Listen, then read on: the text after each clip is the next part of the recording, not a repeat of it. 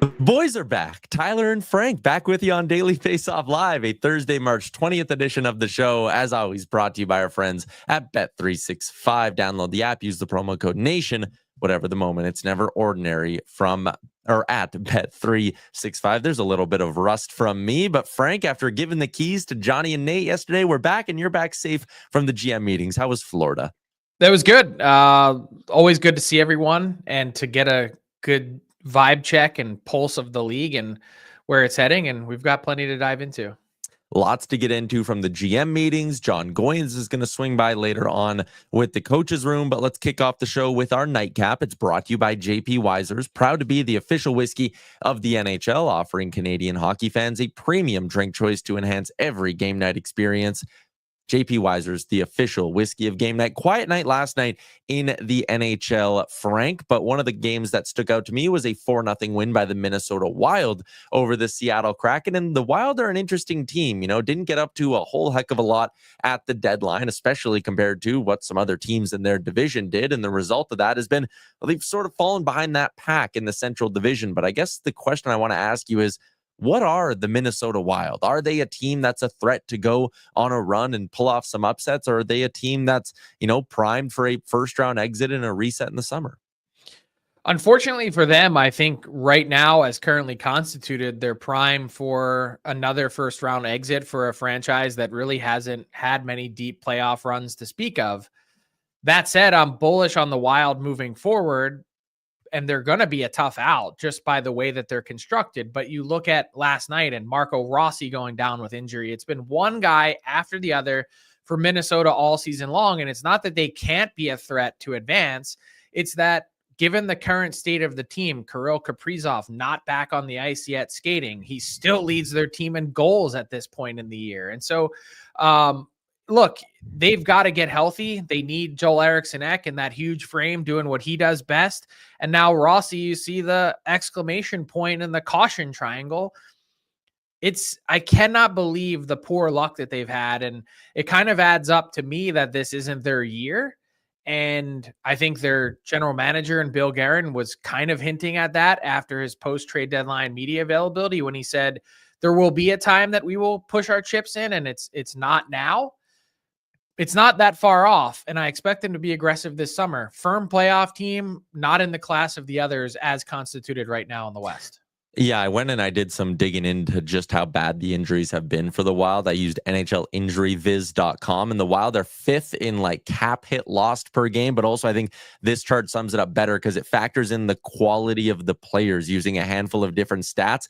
Like Colorado's as far down as they are because Gabe Landeskog counts into all of this, so understandable. But they've spent his LTIR money. Like where Minnesota's double screwed here is they didn't have one of those guys where it's like, okay, it's training camp and they're done for 8 months. Let's go spend the money. Like all of these players have not only been key players, but they've been bouncing in and out of the lineup. Like Kaprizov got hurt against Edmonton earlier, came back, hurt again. Like that's where the concern is here, is that it's injuries that are actually hurting your chances to win. It's not these LTIR things that allow you to go add around. Right. And they're expecting Kaprizov to be back, so you can't go add. Look, Pat, if you can pull that up again, so you've got the Wild in a firm playoff spot.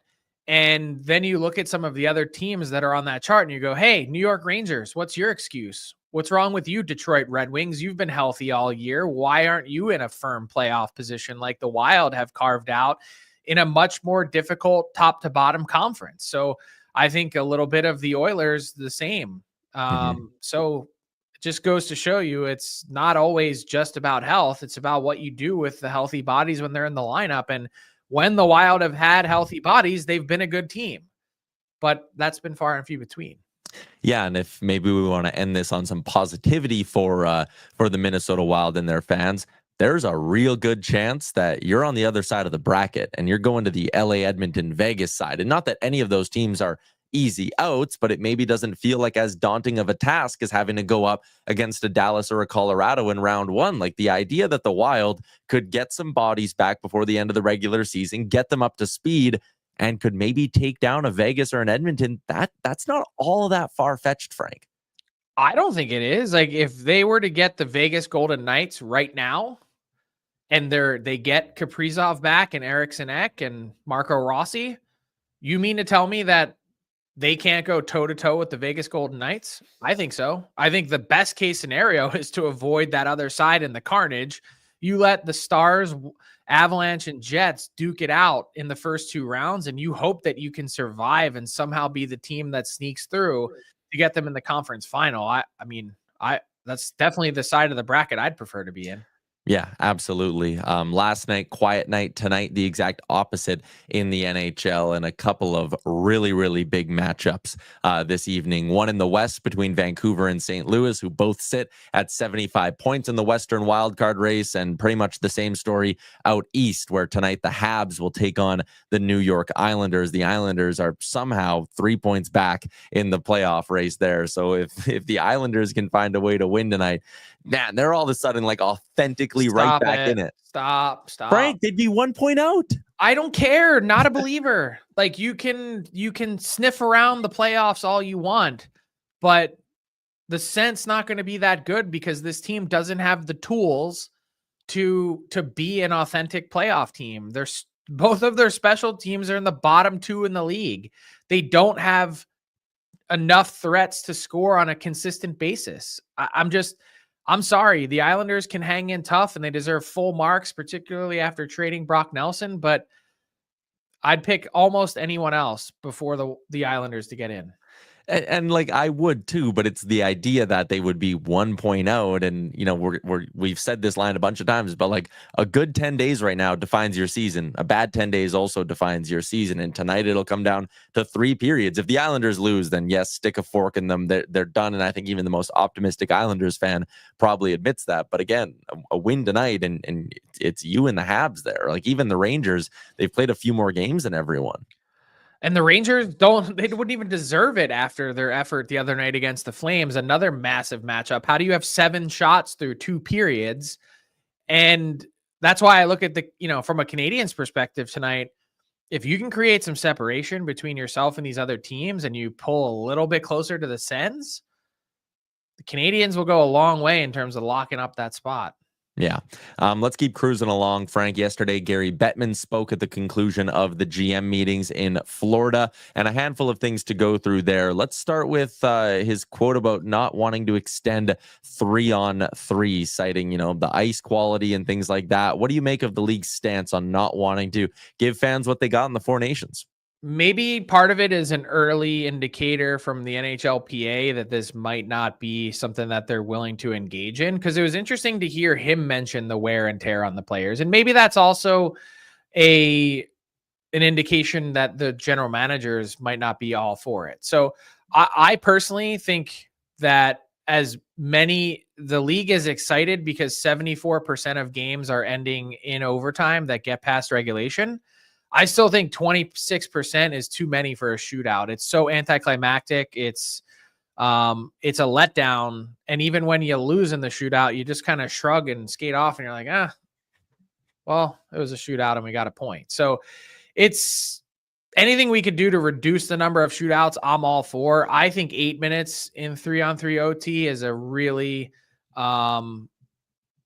it's a really fair, I would say, balance or compromise, because you look at the expected goals, and I know don't come at me with the expected goals BS that people don't like it, but the math would say that if you get to 9 minutes of 3-on-3 OT, that 93% of games will end. So if we could get closer to 90% with 8 minutes and it's only 3 extra minutes, like, come on, you mean to tell me that the ice is going to deteriorate that bad with all the shoveling that gets done? It's not like the old days. I'd say I'd be all for it, but I understand that it's likely not going anywhere. Yeah. It's been over 10 years of labor peace in the NHL, Frank. I think we kind of have a board that shows that it's not that common that you go on this amount of a run with continued labor peace in the league. And again, in 2020, as they were announcing their return to play, it was just kind of like quietly snuck in there. They're like, hey, we extended the CBA, but that extension is coming to a close. Anything from Bettman on maybe like how the league is approaching negotiations? Is it too early to be talking like key battlegrounds in the CBA negotiations? It is, because both sides have kept their priority list very close to the vest. The NHLPA under Marty Walsh has been formulating their plan for a while. They've been prepping with their CBA bargaining team, and we also don't know what the NHL is asking for. I think the positive sign is that this CBA doesn't expire until September 2026. And the fact that we're getting to it 18 months ahead of time or 17 months ahead of time with the plan for discussions to begin in the first week of April is a hugely positive sign. And Bettman said to wrap the GM meetings that if they could do this as quickly and quietly as possible, not only would fans be rejoicing, but if you look at the momentum that this league and sport has, 4 nations followed by a monster trade deadline and now the great chase to close out the regular season. I mean, this is as good as it gets over the last 2 decades plus following and watching hockey. So the more that they can do to support the business end of this, I think the better off the sport will be. So is anything going to be different in the league next year? Was there anything that the GMs felt passionately about that they want to push it forward? Nothing. Like, not expecting any rule changes at all. We spent a long time talking about coaches challenge and goaltender interference. And I posted yesterday on dailyfaceoff.com a handy checklist to keep in mind when your team has a goalie interference challenge, that if you ask and walk through the 4 questions that I outlined, that you're pretty likely to find out what the result of the challenge is going to be. And I think that was helpful just to provide some clarity. And also it was a check on the compass heading of the NHL's situation room and the guys that make these decisions. They took their 54 hardest or most difficult calls of the season, and they played all 54 videos and had the general managers vote on them. 52 of the 54, they were in agreement with the call that was made. So that shows them that they are trying to, or that they're on the right path in terms of the decisions that they're making, and that we're not likely to see any changes from. And there's no other real rule that I think stands out. One possibility is if this collective bargaining agreement negotiation wraps up by the summer, I think you could see cut resistant clothing and neck guards made mandatory, as that was a big topic of conversation as well at the GM meetings. But it's going to be up to the players to agree to that in the CBA bargaining. And I'm not sold that that's going to be the case, because they've resisted it to this point, even though the GMs and the league clearly want that to happen. Let's move along to the percentage game, Frank, but I'm going to ask you one more about some stuff we heard from Bettman, and it's about the All-Star game that's happening next season on Long Island. Maybe before the Olympics. Well, that's my question. Based on your gut feel and the reporting you've done, there's a blank % chance that we even get an All-Star game next year. Well, All-Star event or replacement event, I'd say is probably I would ballpark a 75% chance. There's a number of reasons why. They sold it as part of the television rights package to ESPN and Sportsnet. So they owe them. They've also made a statement publicly announcing the All-Star weekend. So they owe it to the New York Islanders and their beautiful arena and fans to host an event there. What that looks like when it is, they might punt on that this year and say, hey, we'll make it up to you at some point. Or they could take a step back and do a different format of, hey, maybe a mini 3-on-3 tournament with players representing their country. I think you've got lots of options to try and make this a proper send-off for the Olympics in 2026 in Milan. They're quite literally gassing up the planes and leaving from New York right after this event ends and going to Milan. So can you seize upon the high bar that you set and the interest level to make people want to tune in during what's a pretty quiet time on the sports calendar? Think about it. It's after the Super Bowl. It's before spring training. NBA is also doing their All-Star thing, usually around that same period of time. You've got a chance with no NBA games, no NHL games, to grab the eyeballs that are out there. And I think that's also what made Four Nations so compelling. But a huge reminder to everyone, even though the NHL has raised the bar, Four Nations was never once contemplated or designed to be an all-star replacement.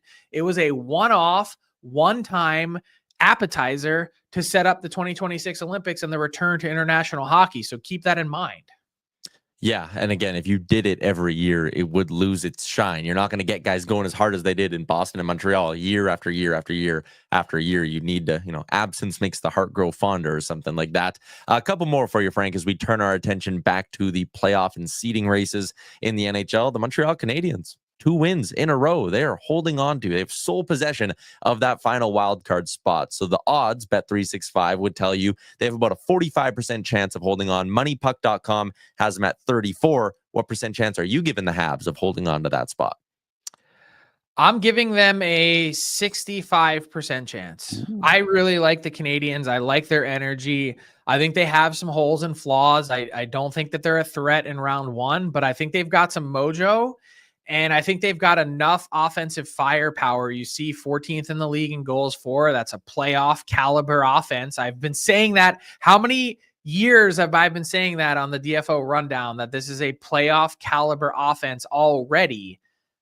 14th in the league indicates that that's the case. And that's this year before adding an Ivan Demidov next season. So I like where Montreal is heading. I'm extremely bullish on them for the long term. And I think when the Rangers roll over the way they did, the Islanders have been a sloppy mess all season. The Blue Jackets kind of feel like they've hit a little bit of a wall, as tough as that is to watch.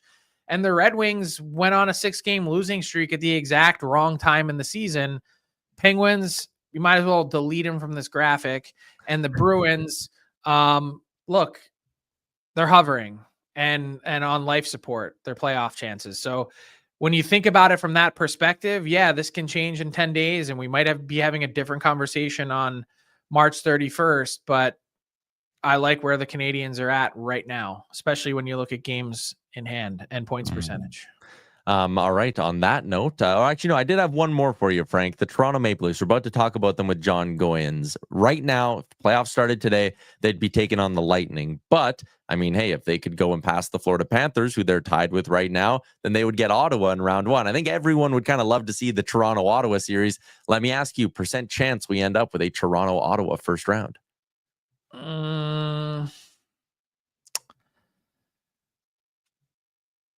I'll say 50-50. I mean, that's what the points would say right now. It's going to come down to strength of schedule. Can some of the deadline acquisitions assimilate a little bit more quickly in one market versus the other? Panthers or Leafs. Seth Jones has struggled a bit, but the Leafs have sort of been up and down, and perfect segue to talk about that right now with Jon Goyens. Absolutely. The Coaches Room is brought to you by Charm Diamond Centers, proudly Canadian owned and operated, and it's your spot to get a custom ring built and delivered in less than 4 weeks with the Charm Masterpiece program. You can also apply for a Charm Diamond Flexity card today and get approved for no interest financing on your purchase in minutes. For more information, go to charmdiamondcenters.com.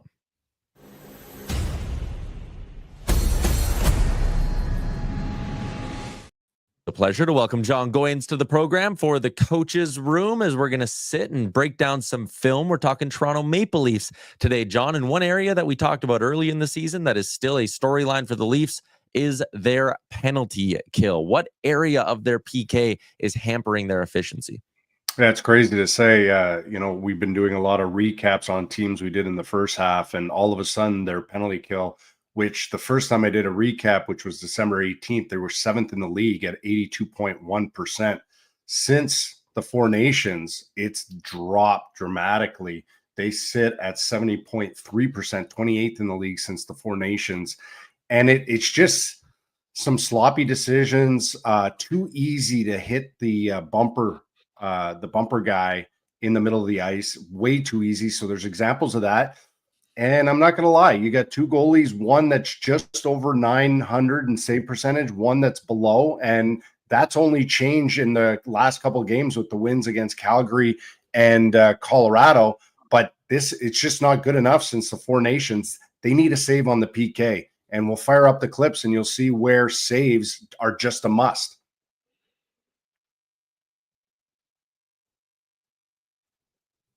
So here there's a crafty little play by Giroux. McCabe gets too hot and excited, and he jumps past the whole play, and he just leaves Tanev wide open by himself. Now look how easy it is to hit Samskovich, but look at Bennett and McCabe again, sleeping.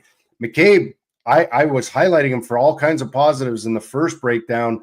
back in December, and now he's just been sleeping at the switch at times. And here again to Bennett, it's very obvious what they're looking for when Reinhart slips below the goal line. And this is from last night. Tanev has got to flex out, as you see from that, and that's too easy. A 1-on-4 pass right there, too easy to hit Nichushkin right in the middle of the ice.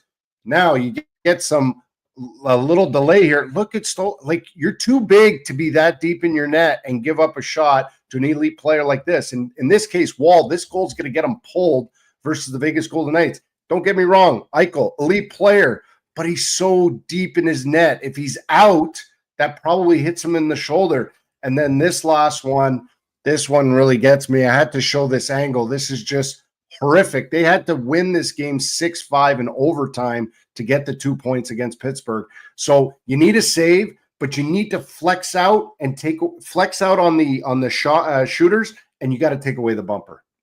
Yeah, suddenly, John, the goaltending that was such an item of strength for the Leafs to start the year is suddenly leaving some question marks, and seems like Joe Wall is trending to be that game one starter in the playoffs. So when you think about the Leafs defensively, and I've been saying all year, I think this is the best constituted version of the Leafs that we've seen on paper with Tanev and Ekman-Larsson, and now supporting that with Brandon Carlo.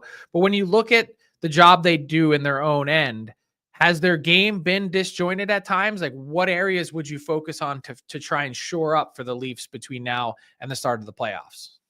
I think it's their defensive transition. And again, back in December, I thought they did a tremendous job of owning the dots, because Craig Berube hockey is a lot of straight line, but it's a lot of aggressive play outside dots in the neutral zone.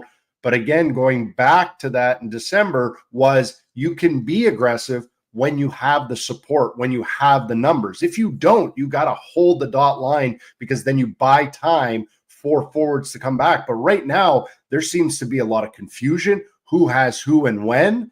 There's aggressiveness when you need sometimes passive decision-making.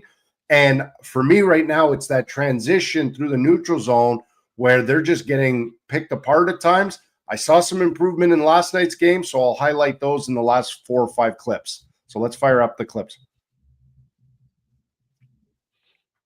So here's just a stretch play. This looks like a simple 3-on-3 right here, right? Everybody's got everybody. Riley surfs across, and now all of a sudden nobody has anybody, but you need a save in that situation. Watch here. You're going to see at the bottom of the screen, McCabe, again, outside dots, pasta, see ya, and somehow McCabe ends up on the logo at center ice as Pasternak puts that in on a breakaway.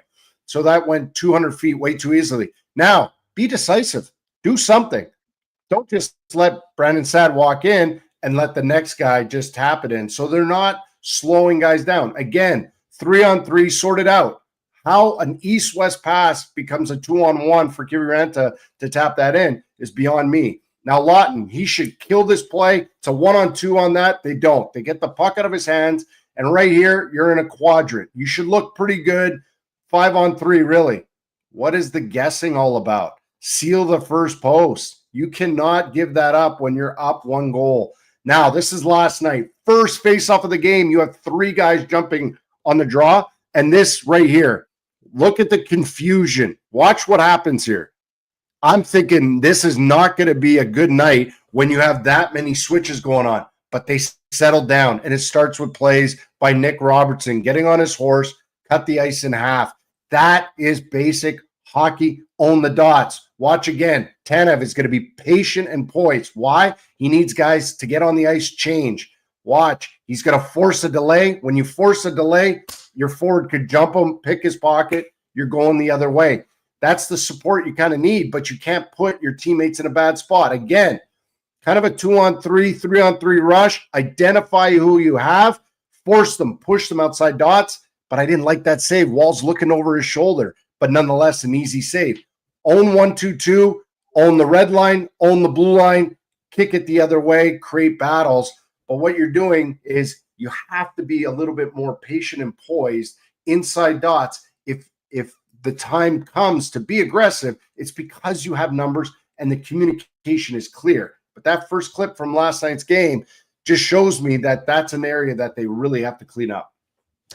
So this season's been a little bit up and down for the Maple Leafs, but I think everyone would agree, Leafs fans, non-Leafs fans, that this team will ultimately be judged on what they do in April. So when you've now gotten 68 games of a Craig Berube coach team and he's got his fingerprints on this group now, do you think they're better situated to go on a run, or is it same old, same old? No, I think they are better situated. I think that they've gone through 65 games. They'll go through 82 games, and they're going to clean up a few more things here. But I said in December, they had to give up something to gain something. And you don't wait for the last 20 games of the year to say, okay, now we're going to learn to what it's like to play playoff hockey, and we're going to relinquish some possession, and we're going to no, like that had to start at the beginning of the year, and some people didn't like it. Now some people don't like it because they're up and down and this and that. I think with these last, say, 15 games of the year, they're going to clean up a few of these mistakes through the neutral zone. I think they understand when to possess pucks, when to place pucks, and when to reload better than ever before. The only tough part about that is they still might be the third best team in their division. I'm not saying they are. I said that it's a possibility that they are. And I agree. And you mentioned Florida. I did the Florida game last week. I get it. Ekblad's out. Marchand's out. Kachuk's out. I get it. But I watched the way they played. We talked a little bit about, is Seth Jones really the answer? I mean, he struggled in that game, and he doesn't really add to their power play. He really doesn't. He hasn't been a big-time power play player for about 3 or 4 seasons when he put up 24 points. He's historically been on teams with bad power plays. So you got to wonder, you need those three guys back in the lineup as fast as possible for Florida, I think, to push past Tampa and Toronto. John, as always, appreciate your time. You can find him on Twitter at gourmet_hockey. You can find him here every week with the Coaches Room. We'll chat again next week. See ya.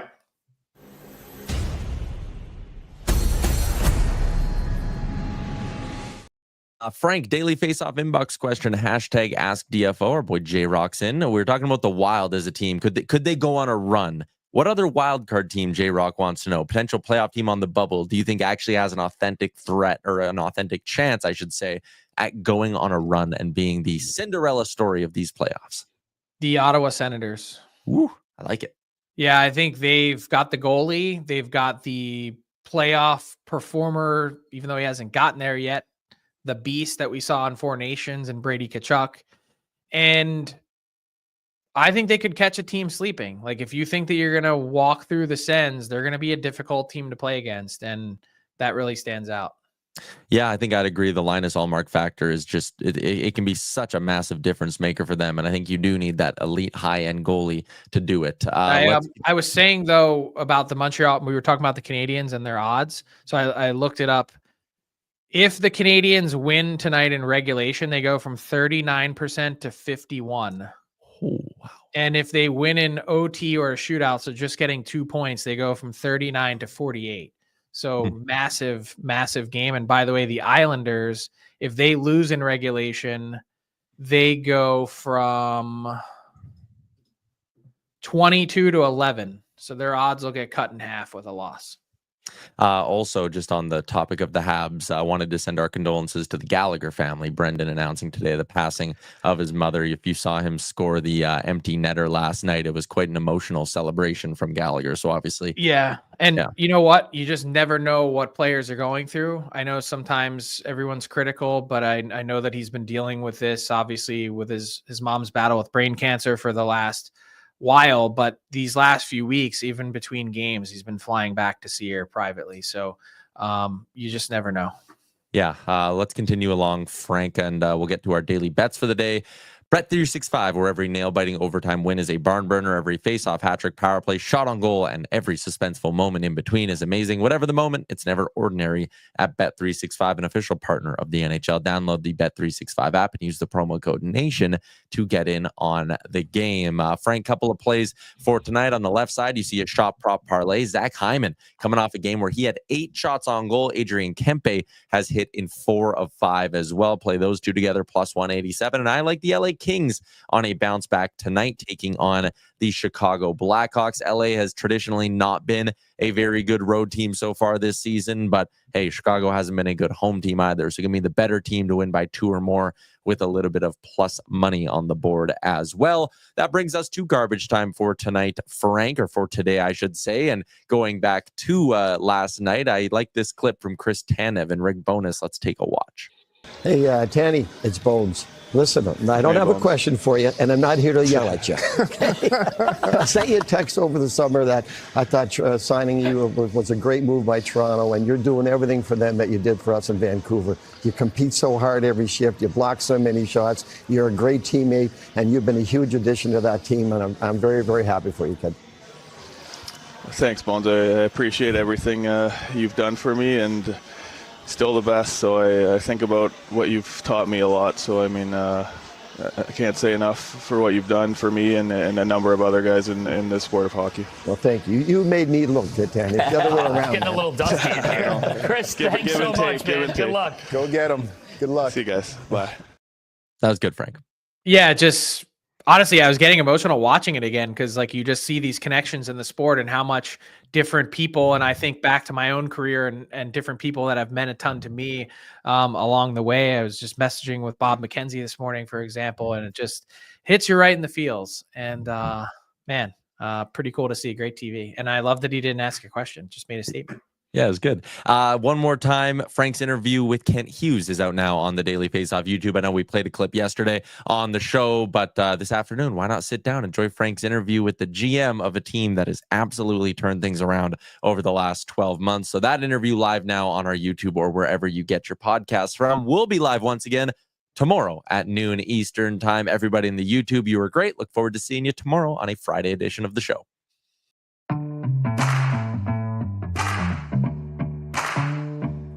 What's up, hockey fans? If you enjoyed that video, then you're going to want to hit the subscribe button to not miss any of our content. From daily live shows with Frank Seravalli to analysis from former NHLers to exclusive interviews with some of the biggest names in the hockey world on Frankly Speaking. You're going to want to hit that subscribe button and stay up to date with everything going on in the hockey world.